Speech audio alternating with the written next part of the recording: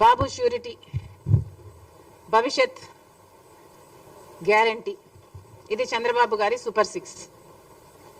ఈ సూపర్ 6లో భాగంగా చంద్రబాబు గారు కొన్ని వాగ్దానాలు ఇచ్చారు. వీటిల్లో స్కూల్కి వెళ్ళే ప్రతి బిడ్డకు 15,000 ఇస్తామని, ప్రతి రైతుకి 20,000 ఇస్తామని, ప్రతి మహిళకు 18,000 ఇస్తామని, ఇలాంటివి ఎన్నో చేశారు. అఫ్ కోర్స్ ఆయన అధికారం లేకొచ్చి 2 నెలలు మాత్రమే అయింది కాబట్టి ఇవన్నీ అమలు చేయాలి అని మేము కోరుతున్నాము.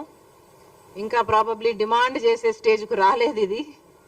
కానీ గత ప్రభుత్వం అమ్మఒడిని జూన్ జూలై ప్రాంతంలో ఇచ్చేవాళ్ళు.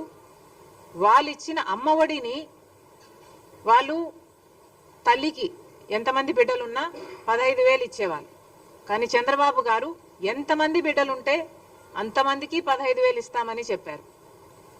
మరి ఇప్పటి వరకు చంద్రబాబు గారు ఈ పథకం మీద ఏ క్లారిటీ ఇవ్వలేదు. లోకేష్ గారు అయితే ఈ పథకం ఈ సంవత్సరం జరగకపోవచ్చు అని కూడా మాట్లాడుతున్నారు. కాబట్టి ఏ మాత్రం అవకాశం ఉన్నా ఈ పథకాన్ని వెంటనే అమలు చేయాలి అని డిమాండ్ చేస్తున్నాం.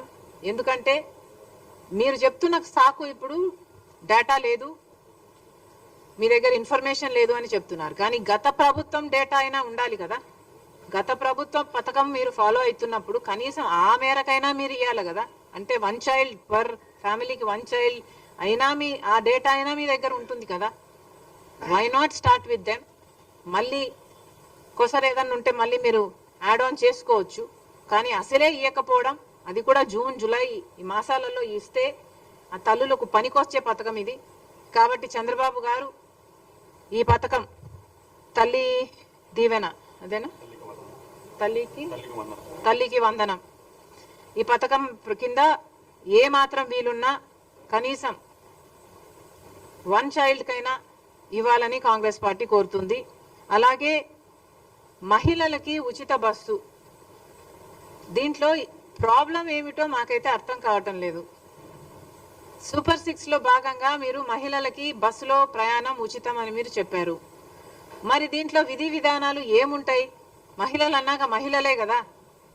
ఒక మహిళ బస్సు ఎక్కితే 0 టికెట్ ఇవ్వాలి, ఫ్రీ టికెట్ ఇవ్వాలి. It's as simple as that. Telangana ప్రభుత్వము అధికారంలోకి వచ్చిన వెంటనే ఈ పథకాన్ని అమలు చేయగలిగినప్పుడు మీరు అధికారంలోకి వచ్చిన వెంటనే ఇదే పథకాన్ని, మహిళలకు ఫ్రీ టికెట్ ఇచ్చే పథకాన్ని ఎందుకు అమలు చేయలేకపోతున్నారో మాకు అర్థం కావటం లేదు. కనీసం ఇంత చిన్న పథకాన్ని కూడా అమలు చేసే ధైర్యం మీరు కనపరచకపోతే ఇది ఎలా అర్థం చేసుకోవాలో కూడా ప్రజలకు అర్థం కావటం లేదు.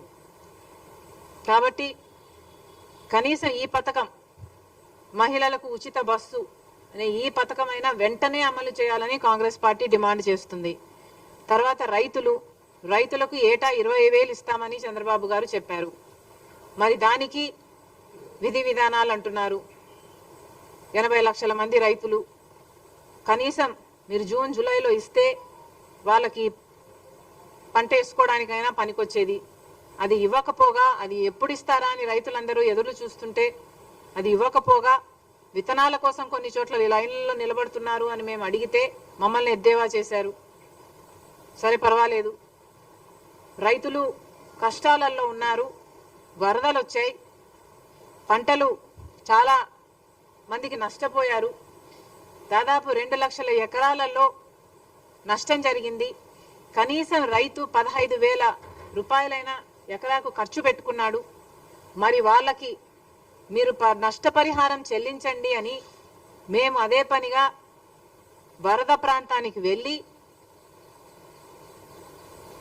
నీళ్ళ నెక్ డీప్ వాటర్లోకి దిగి మరీ హైలైట్ చేసినా కూడా చంద్రబాబు గారి కంటికి కనిపించలేదు.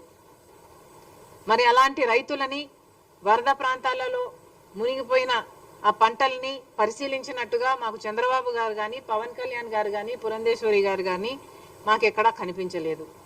సరే మీరు పర్యటించకపోయినా కూడా మేము పర్యటించాం కాబట్టి మేము చెప్తున్నాము, మీరు కనీసం రివ్యూ అయినా పెట్టి ఎంతమంది నష్టపోయారో అంచనా వేసి కనీసం 15,000 అయినా ఇవ్వండి అని మేము కోరటం జరిగింది.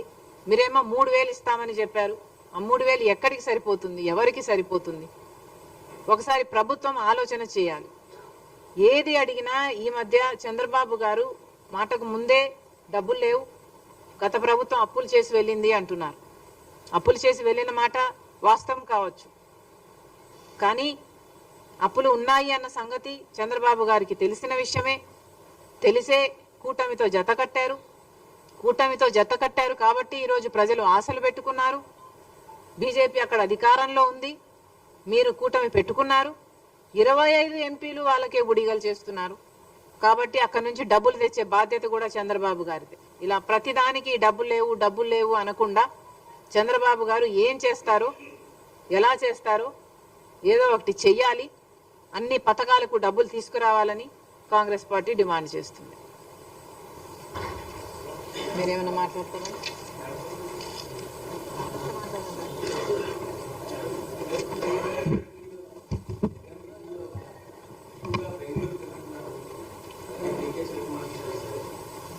వాస్తవం లేదా?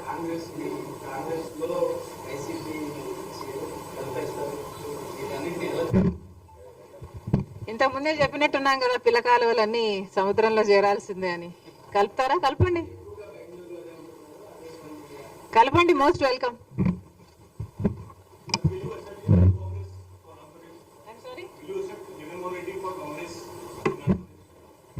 Congress party is an ocean. There are so many people in this ocean. Why not?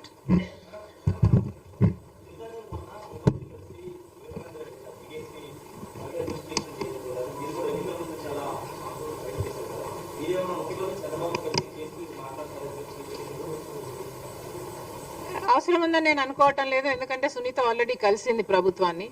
గత ప్రభుత్వంలో న్యాయం జరగలేదు, అప్పుడు ఎన్డీఏ అధికారంలో ఉంది. ఇప్పుడు మళ్ళీ అక్కడ ఎన్డీఏ అధికారంలో ఉన్నా ఇక్కడ ప్రభుత్వం మారింది కాబట్టి న్యాయం జరుగుతుందేమో అన్నది సునీత ఆశ. తప్పులేదు కదా కలిస్తే. రావాలి మళ్ళీ 10 లక్షల కోట్లు అప్పు చేయడానికి రావాలా? ఎందుకు రావాలి? 10 లక్షల కోట్ల రూపాయలు అప్పు చేయడం కాకుండా, రాష్ట్రాన్ని అప్పుల పాలు చేయడం కాకుండా, మీరేమో ఋషి కొండలు కొరిగేసి ప్యాలెస్లు కట్టుకోవడానికి రావాలా? కనీసం రాజశేఖర్ రెడ్డి గారి జలయజ్ఞంలోని ప్రాజెక్టులు పూర్తి చేయకపోతే, కనీసం ఉన్న ప్రాజెక్టులలో మీరు మరమ్మతులు మెయింటెనెన్స్లు కూడా చేయకపోతే గేట్లు కూడా తేలుతున్నాయండి. మళ్ళీ ఆ దుస్థితి చూడ్డానికి రావాలా? ఎందుకు రావాలి? రాజశేఖర్ రెడ్డి గారు ఎంతగానో వ్యతిరేకించిన బీజేపీ పార్టీతో మీరు అక్రమ సంబంధం పెట్టుకొని ఆఖరికి మన అన్ని విభజన హామీలతో సహా, పోలవరంతో సహా, కడప స్టీల్ ఫ్యాక్టరీతో సహా మన విభజన హామీలు మొత్తం, ప్రత్యేక హోదా అన్ని తాకట్టు పెట్టడానికి మళ్ళీ మీరు రావాలా? దేనికి రావాలి?